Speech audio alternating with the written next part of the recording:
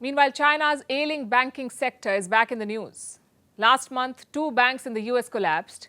It snowballed into a global crisis. Depositors lost access to their money, at least temporarily. One major European bank had to be sold. Credit Suisse was bought by its rival UBS. There was widespread panic, and it seems that crisis is not over yet.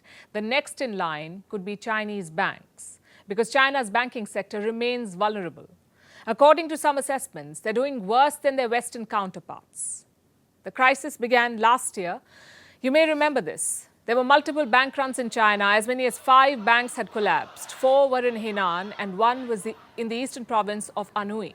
Going by one estimate, at least 400,000 customers were affected. Their deposits were frozen. More than 1 year has passed. Many depositors say they still haven't got their money back. Now, we don't have a number, but reports say it runs into thousands, meaning thousands of people still have not got their deposits in China. And recently, some of them dared to protest. They took to the streets and they demanded their money. Now, we're not sure if they got it, but we do hope that the protesters are safe, because China does not take kindly to such actions. Last year, when some depositors protested, the state cracked down hard on them. Cops and thugs turned up in plain clothes. They beat up the protesters. More than 200 arrests were made. For what crime? These people just want their hard-earned money back, but the Chinese state is punishing them for asking. What does the law say? If a bank fails in China, the depositors are entitled to a basic payment, a payment of up to 500,000 yuan, that's 73,000 US dollars. That's the bare minimum every depositor is entitled to get. If they had less in deposits, they will be made whole. If they had more, they should get at least $73,000 at the very least. But that's only on paper, it seems. In practice, they're not getting any money. And the reason is this. The banks that failed last year had risky assets. They took money from depositors and gambled with it. Now, those risky assets have collapsed, so the banks have collapsed, and the people have nowhere to go. What's worse, the crisis is getting bigger. China fears that more banks could meet the same fate. There are around 4,000 such lenders. They hold about 25% of China's banking industry assets. When you look closely at these banks, many red flags pop up. Their ownership structure is opaque. Experts say these banks are vulnerable to corruption. They may not be able to withstand adverse events like an economic slowdown. So the smaller banks are on shaky ground.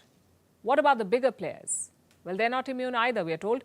China's big banks are vulnerable too. In January, a report had come out. It was about Chinese banks that are quote-unquote too big to fail. Apparently, they have a $550 billion hole. I'm talking about the 4 biggest banks in China: the Industrial and Commercial Bank of China, the China Construction Bank Corp., the Agricultural Bank of China, and the Bank of China. They're said to be precariously poised. Their ability to cushion a loss is being questioned. Reports say these banks need $550 billion more to manage any potential losses. They're being forced to make some tough calls, like selling bonds to make up for the funding gap. And this was the situation in the month of January. We are now in the month of April, and China's banking sector is still showing signs of stress. Where and in what form will it end? We'll be tracking. Brazil, Russia, India, China, South Africa. These 5 countries are together called BRICS. It's a grouping, and this group may soon disrupt the global power structure.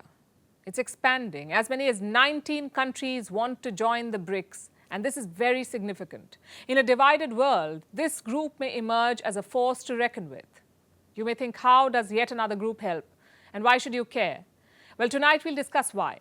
In about 2 months from now, the BRICS summit will be held. South Africa is the host, and one of the agenda items is the expansion of BRICS. Like I said, 19 countries want to join.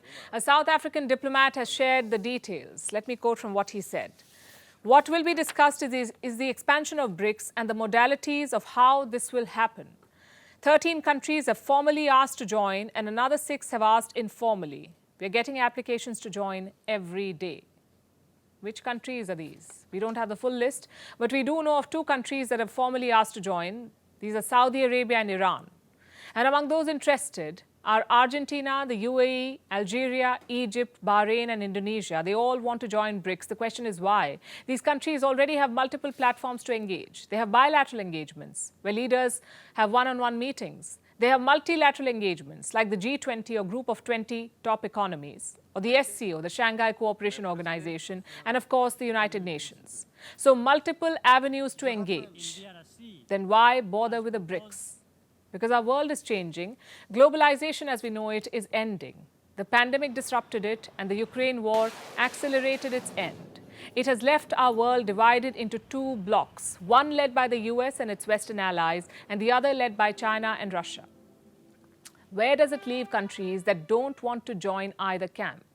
Countries that still want to enjoy the perks of globalization without picking sides. And there are more such countries than you would imagine. They don't want to pay the price for a great power game. Look at this map. How many countries are in the Western camp? 52. They criticize Russia. They have sanctioned Moscow for the war in Ukraine. What about the other side, the Russia-China-led camp? It has 12 members, just 12. What about the rest?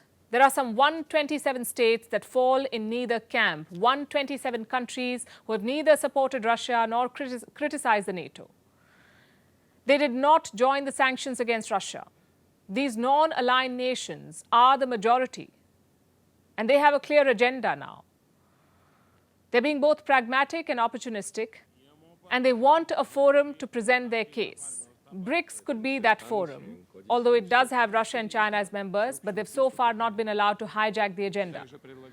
This forum has advocated for globalization to be kept intact, and it has several compelling proposals in the pipeline. There is talk of a BRICS currency. It may not happen immediately, but it's an interesting proposal.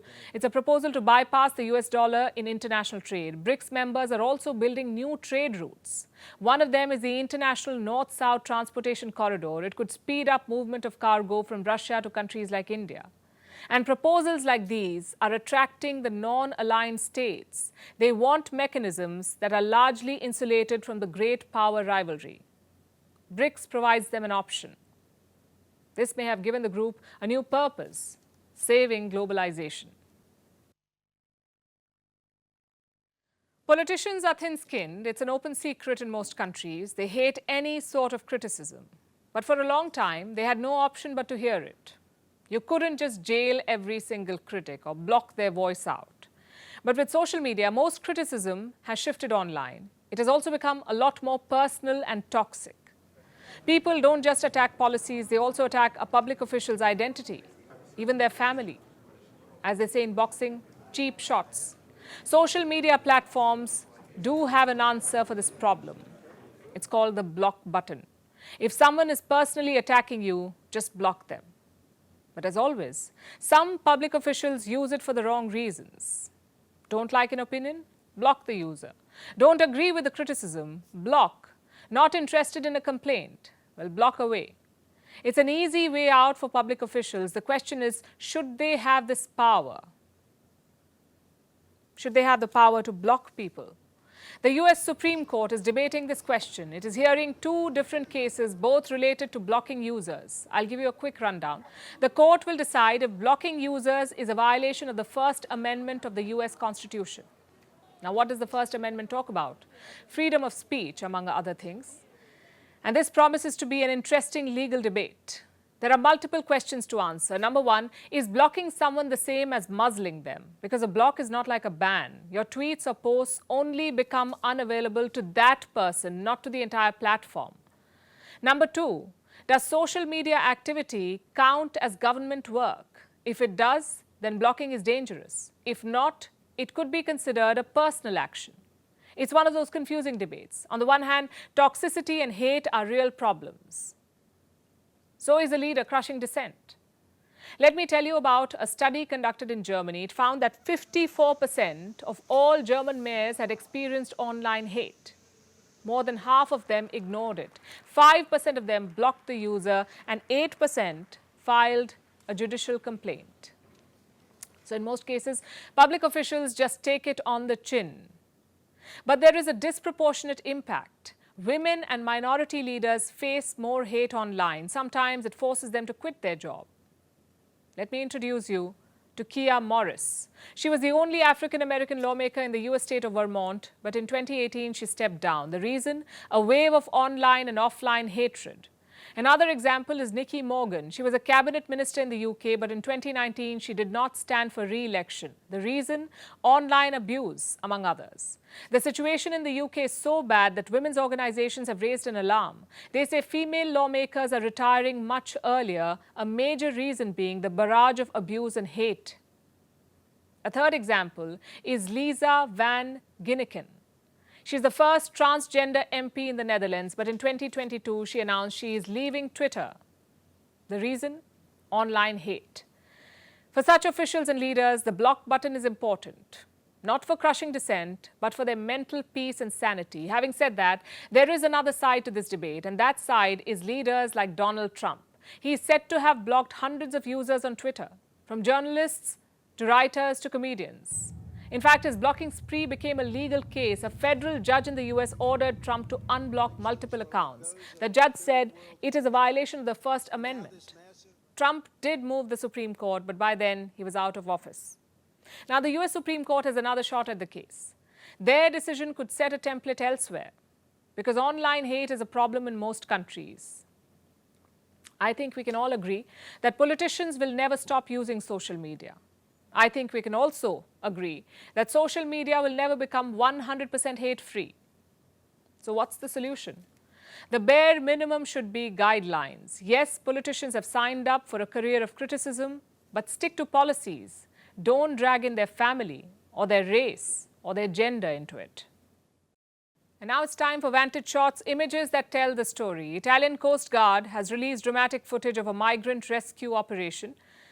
Migrants can be seen desperately trying to be rescued after their boat sank. In Spain, police tried to catch hold of suspected drug dealers. This high-speed chase looks right out of an action movie. In Peru, a 1,000-year-old mummy has been found. It has some skin and hair intact. Scientists believe it was an adolescent. A movie theater in the US had an unanticipated visitor, a moose. It helped itself to some popcorn and casually left. In New Zealand, Aurora Australis lit up the sky over Christchurch. And finally, what makes April the 25th significant? We are taking you back in history. On this day, construction of the Suez Canal began. The year was 1859. The idea was discussed in the 1830s. There was a need for a larger canal, providing a direct route between the Mediterranean Sea and the Red Sea. The construction took 10 years. More than 1 million people worked on the project. It is believed that tens of thousands of workers even died due to cholera and other factors. The project was 4 years behind schedule. It was finally completed in 1869. This man-made waterway cuts through Egypt and is very important to world trade, so much so that world powers have fought over it. Today, it is one of the world's busiest maritime trade routes. We're leaving you with this. Thanks for watching. We'll see you tomorrow.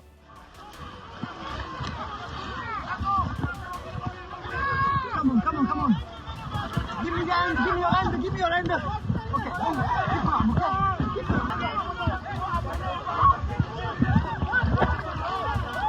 Keep on, okay, my friend? You're outside, okay?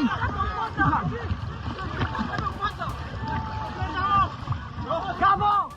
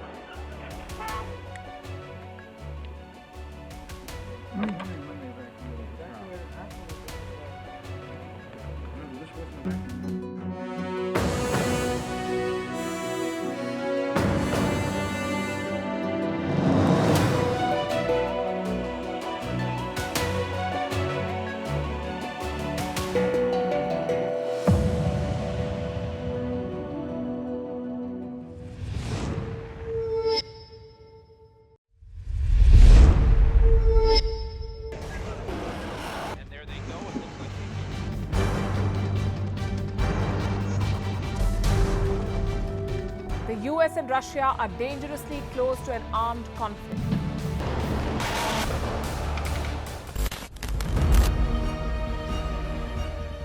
This year, 2023, New Delhi will be the capital of global diplomacy. For a country as diverse as ours, with 88% of the population illiterate, it was a very big deal to write a constitution, and that too, the world's largest. Meanwhile, if we may, here's a Republic Day gift from India for the BBC. A list of suggestions for the BBC for their upcoming documentaries. Number 1, the Kohinoor and the colonial loot. Number 2, an outdated monarchy and unhealthy obsession with the royals.